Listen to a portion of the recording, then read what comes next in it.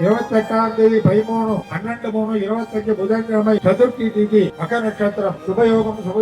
சுபதினத்தில் மாலை 6 மணிக்கு மேல் 7 மணிக்குள் ஸ்ரீ சுந்தரராமன் திருமதி ஹேமா அவர்களின் புத்திரனுமான சிரஞ்சீவி அபிஷேக சுந்தருக்கு திருமதி